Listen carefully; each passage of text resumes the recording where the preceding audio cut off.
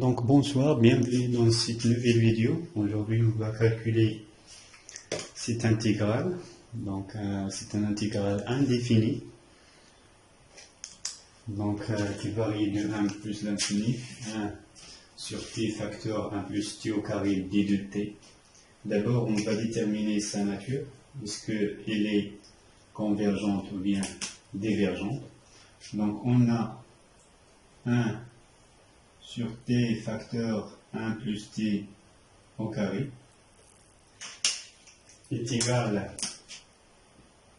à 1 t fois 1 c'est t plus t à la puissance 3. Donc ce terme il est équivalent au voisinage de plus l'infini 1 sur t à la puissance 3. Donc c'est un intégral, c'est un terme de l'élément. Donc on a rappel, donc série de Riemann,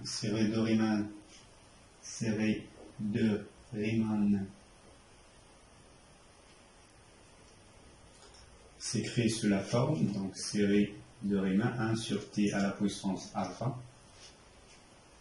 Donc si alpha est supérieur à 1, on dit que le terme général de cette série 1 sur t alpha converge.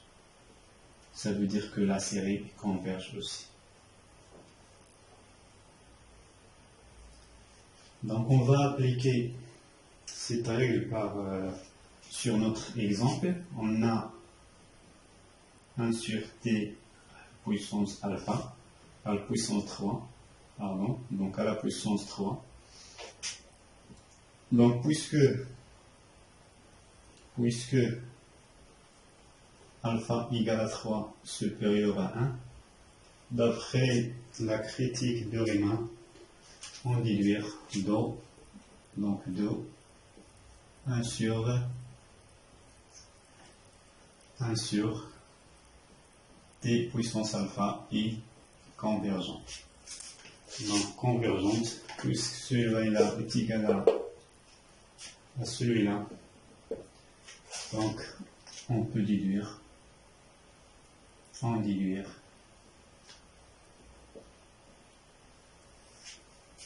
que 1 sur t 1 plus t au carré est convergente. Donc on va calculer sa limite, ou bien l'intégrale. Donc l'intégrale de 1 plus l'infini t1 plus t au carré dt. Donc au lieu d'utiliser plus l'infini, je vais utiliser un inconnu x, et cet inconnu va tendre vers plus l'infini. Donc limite de x vers plus l'infini de l'intégrale de 1 vers x, 1 sur t factoriel 1 t au carré d de t. Donc pour fractionner ce terme, je vais utiliser la méthode fractionnelle. Donc 1 sur t à la puissance facteur 1 t au carré, donc il est égal a sur t plus b fois t plus c sur 1 plus t au carré. Donc on va déterminer a et b et c. Donc est égal à quoi? Est égal à t facteur 1 plus t au carré. 1 fois a c'est a, 1 fois t au carré c'est 1 t au carré. T fois b fois c, bt c'est b t au carré plus c fois t. Donc j'obtiens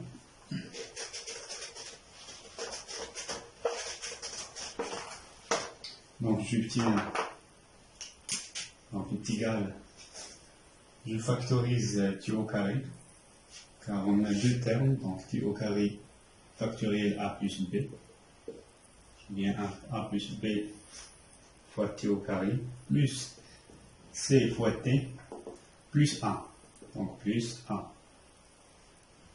Donc sur t1 plus t au carré. Donc les deux termes sont équivalents, ça veut dire celui-là et celui-là. Donc 1 est équivalent à 2, c'est seulement C.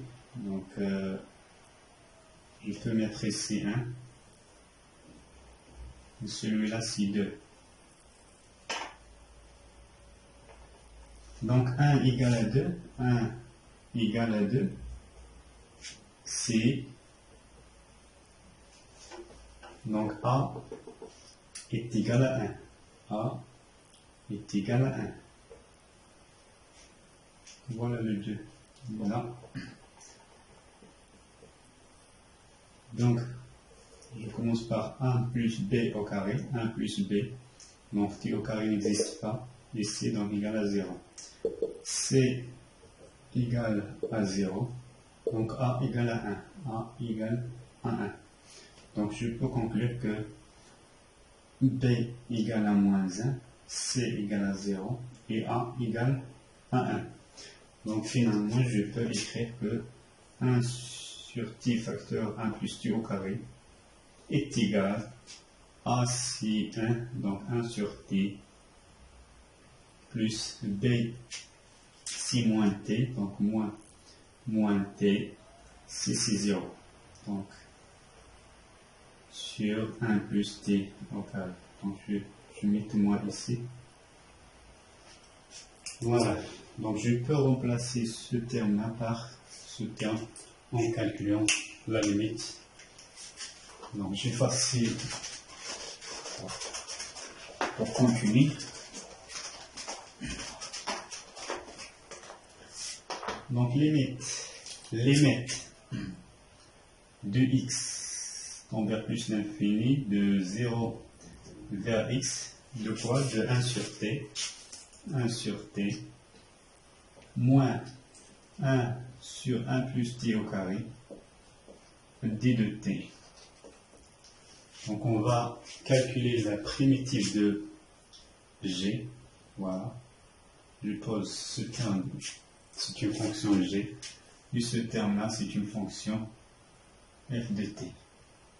Donc la primitive de g de t, 1 sur t, c'est ln de t. Donc limite de x tend vers plus l'infini.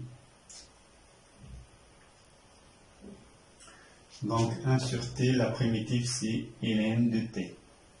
La primitive de 1 sur 1 plus t au carré, c'est quoi? C'est 1 sur 2 ln de 1 plus t au carré. C'est facile de déterminer la primitive de deuxième terme. Donc pour déterminer donc il est varié de 0 à x. Donc voilà, je vous explique comment déterminer la primitive de la deuxième terme. Donc 1 plus t au carré, d de t, égale à quoi? Donc celui-là en haut égale à 1 plus t au carré, prime. Donc la dérivative, ça va donner 1 plus t, donc 2t, je divise par 2 pour obtenir la même expression. Donc 1 plus t au carré, si 2t, non c'est t, ici c'est t,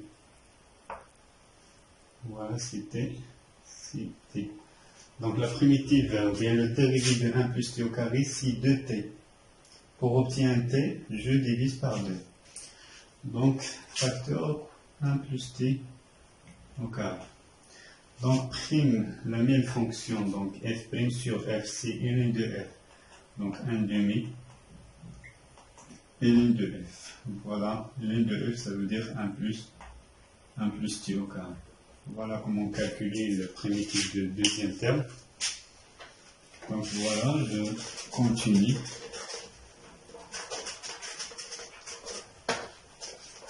Donc je continue. Donc limite de x tend vers plus l'infini de quoi? Donc les deux, c'est 1 demi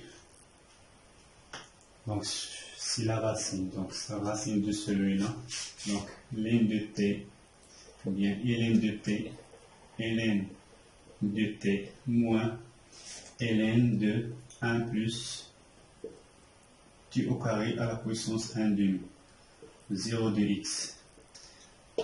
1 plus t au carré 1 demi, c'est la racine, donc limite de x tend vers plus l'infini ln de t moins ln de racine de 1 plus t au carré de 0 à x. Donc ln de t moins ln, c'est ln de t sur, donc limite x plus l'infini, c'est ln de t sur 1 plus racine de 1 plus t au carré, donc varié de quoi? 0, x. Donc voilà, je continue.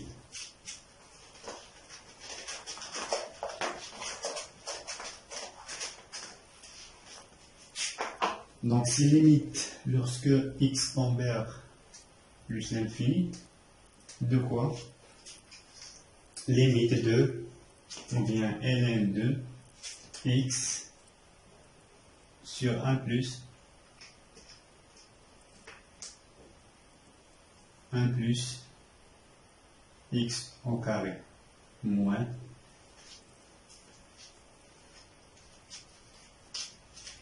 ln de quoi? Ln de 0. Mais ln de 0 n'est pas défini.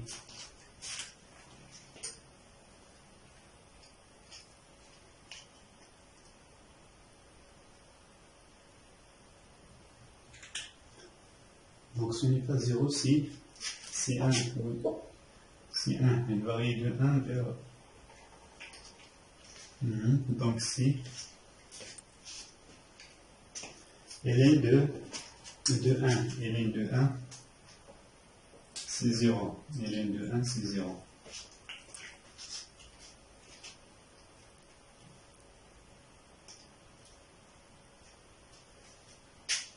Donc 1 plus... Non, ce n'est pas 1, oui. Racine de 2. Oui, c'est ln de 1 sur racine de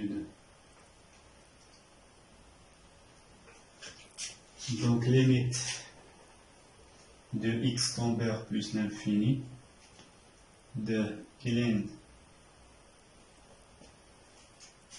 de quoi? Ln de x.